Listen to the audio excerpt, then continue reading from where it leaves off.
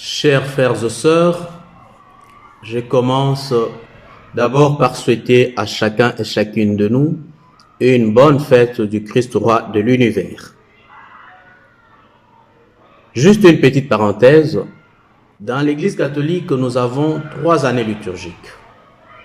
L'année liturgique A, l'année liturgique B et l'année liturgique C. Une année liturgique commence avec le premier dimanche de l'Avent et ça se clôture avec la solennité du Christ roi de l'univers. Aujourd'hui, nous célébrons la solennité du Christ roi de l'univers et nous clôturons en même temps avec l'année liturgique A. Dimanche prochain, avec le premier dimanche de l'Avent, nous allons commencer avec l'année liturgique B. La royauté du Christ dont il est question aujourd'hui, c'est une royauté qui est très différente des royautés de ces mondes, où l'on domine, où l'on écrase, où l'on piétine, où on ne sait pas se mettre au service de ses frères et sœurs. Tandis que la royauté du Christ, c'est une royauté où on ne domine pas.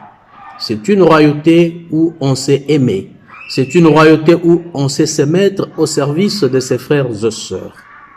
C'est pourquoi Jésus s'identifie à celui qui a faim, à celui qui est malade, à celui qui est prisonnier et à celui qui est étranger.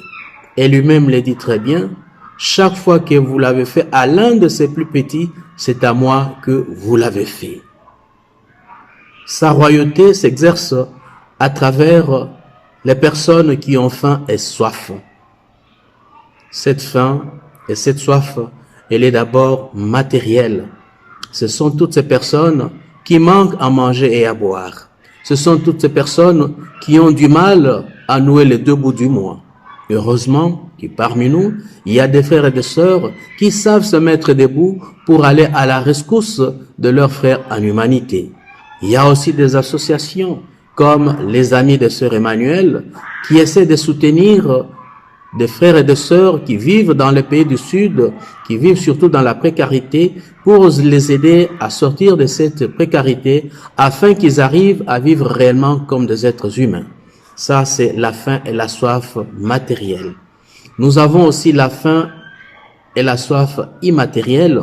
Ce sont toutes ces personnes qui ont besoin de rencontrer une oreille attentive. Ce sont toutes ces personnes qui veulent se sentir aimées. Ce sont toutes ces personnes qui veulent vivre dans une société où il y a la justice.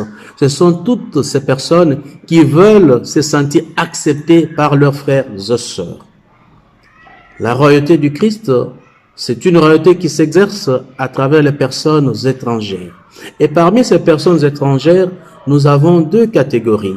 Il y en a qui sont loin de leur contrée, c'est-à-dire loin de leur pays, qui vivent aussi dans la précarité et qui veulent rencontrer des frères et des sœurs pour pouvoir les aider à tenir la route. Ça, c'est la première catégorie. Nous avons la deuxième catégorie, ce sont celles qui vivent dans leur maison, mais c'est comme si ils étaient à l'étranger. C'est comme si ils étaient chez autrui. Ce sont des choses qui arrivent, parfois dans les ménages, dans les couples, dans les communautés, où les gens ne se sentent pas aimés, où les gens ne se sentent pas acceptés. Et quand on ne se sent pas aimé, accepté là où on est, directement on devient comme une personne étrangère. La royauté du Christ s'exerce à travers les personnes qui sont en prison. Et parmi ces personnes, nous avons aussi 2 catégories.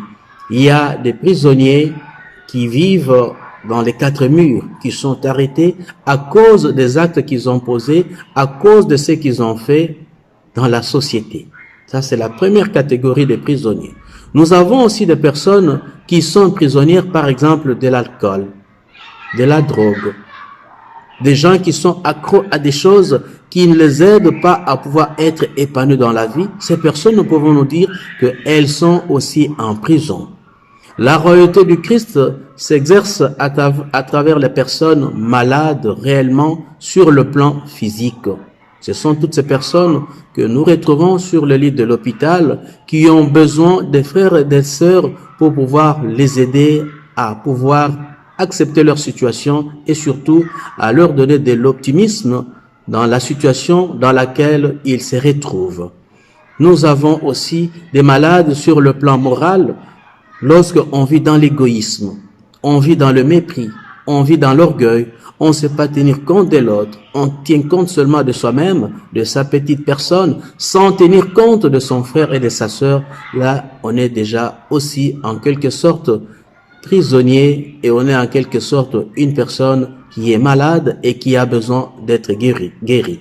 Chers frères et sœurs, l'ouverture à toutes ces personnes, c'est ça qui peut nous aider à construire notre famille, à construire notre communauté et à construire notre monde. C'est la raison pour laquelle, dans notre unité pastorale Emmaüs, nous avons choisi comme thème « Construisons notre unité dans la confiance en Jésus ». Pour construire quelque chose, il faut un minimum de confiance et un minimum d'attachement à la personne de Jésus.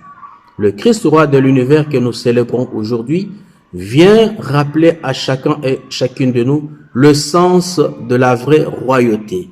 Cette vraie royauté, ce n'est pas une royauté écrasante, ce n'est pas une royauté dominante, ce n'est pas une royauté qui ne tient pas compte de la personne qui est malade, mais c'est plutôt une royauté de service, où on sait se mettre à la disposition de ses frères et sœurs.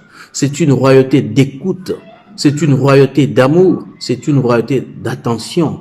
C'est une royauté où on arrive à découvrir la grandeur qui est chez son frère et chez sa sœur. Bien, chers frères et sœurs, c'est par ces mots que je termine ma petite méditation en nous souhaitant une bonne fête du Christ roi de l'univers. Amen.